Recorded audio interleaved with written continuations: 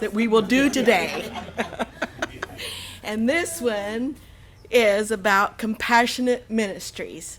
I am on the NMI council as that person, and that is where my heart is. I've been in several different positions, but this one, it's my heart. I just love helping people, and I thought, well, what does everybody know what compassion means? I looked it up in the dictionary, and it says compassion motivates people to go out of their way to relieve the physical, mental, or emotional pains of others and themselves. Compassion is often regarded as being sensitive to the emotional aspects of the suffering of others. Deep awareness of the suffering of another accompanied by the wish to relieve it. That is what compassionate ministries means. But what is better yet is going to the Bible and finding out how Jesus was compassionate in his day and teaching us how to be compassionate. Luke 10:30 through 32. Jesus answered by telling a story.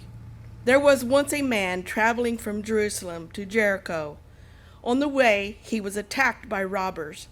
They took his clothes, beat him up, and went off, leaving him half dead. Luckily, a priest was on his way down the same road, but when he saw him, he angled across to the other side. Then a Levite, religious man, showed up. He also avoided the injured man. But I love this part. A Samaritan. We already heard about Samaritans in the movie that Lisa just showed us. Samaritans. A Samaritan traveling the road came on him. When he saw the man's condition, his heart went out to him. He gave him first aid, disinfecting and bandaging his wounds. Then he lifted him onto his donkey, led him to an inn, and made him comfortable. In the morning he took out 2 silver coins and gave them to the innkeeper, saying, "Take good care of him. If it costs any more, put it on my bill. I'll pay you on my way back." What do you think? Which of these 3 became a neighbor to the man attacked by robbers? And I know that we all show compassionate acts of kindness all the time in our lives. And as we're going about our daily living, we all do that. I know that. And so we have a video that we're going to watch about how to do crisis care kits. Crisis care kits is one way that we can do this as a community, as a group, to help the hurting people, like what we talk about, hurricanes and tornadoes, floods, fires, everywhere across the globe.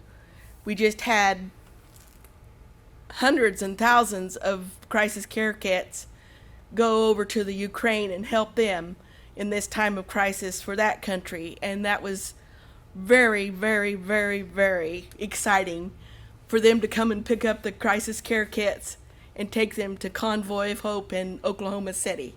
I talked about that at the district assembly, but we will watch. That is one thing with the crisis care kits. They are so particular in how they are packed, what's in them. They have to be a certain way, and certain products have to be in there, or they will get confiscated at the border of the country because they go through customs. And if there's one box that they choose and it wasn't just right, the whole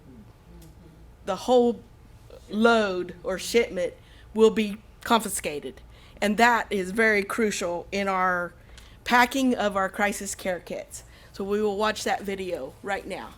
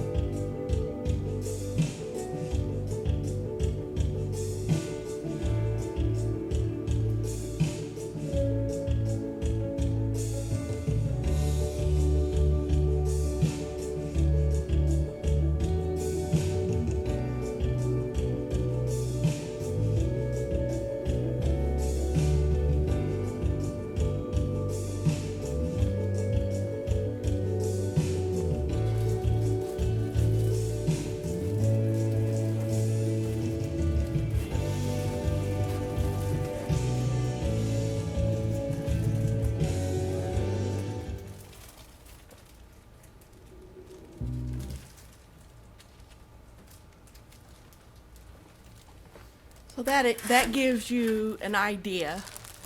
And also, I'm going to pass some flyers out for you.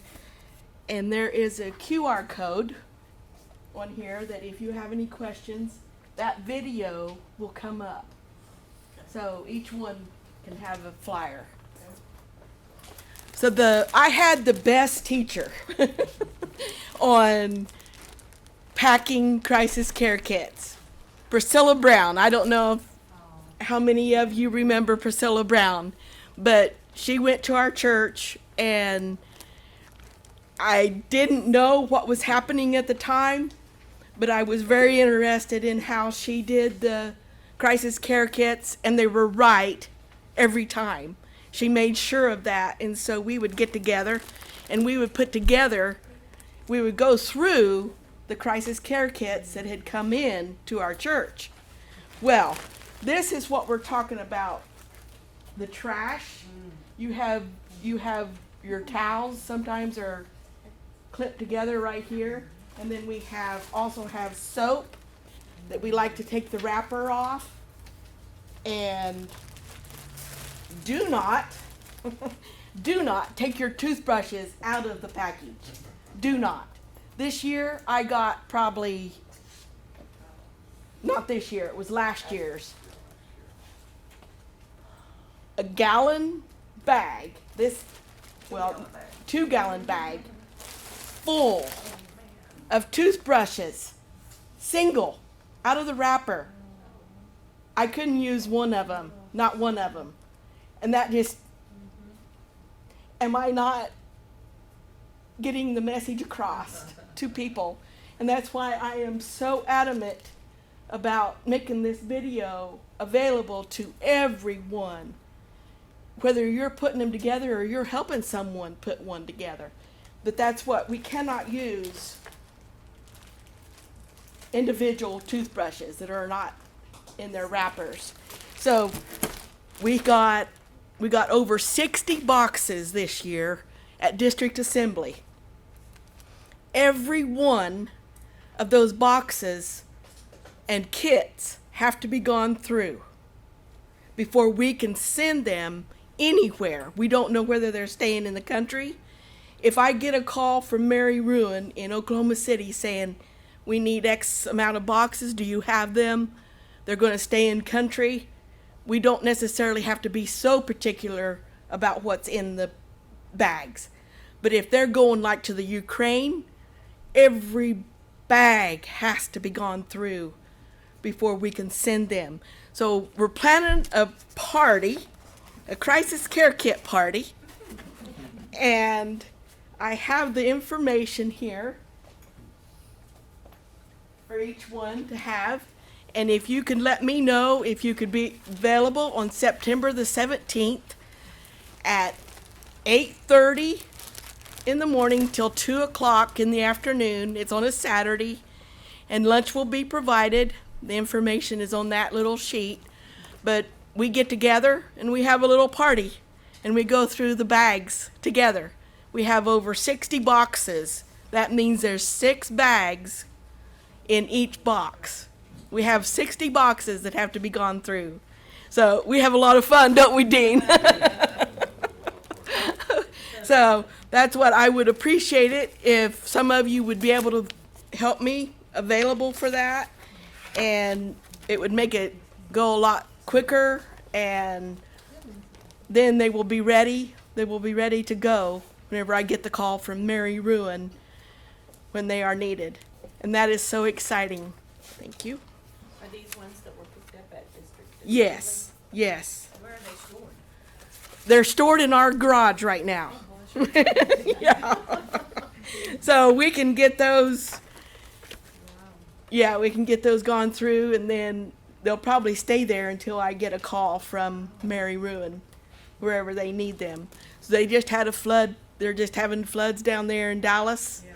So in Kentucky, and so we could get a call anytime. That's why September the 17th, we will be getting together for a crisis care kit party. Thank you very much. I appreciate everything that everybody does to put these together because it blesses thousands of people in hurting situations. Thank you, guys.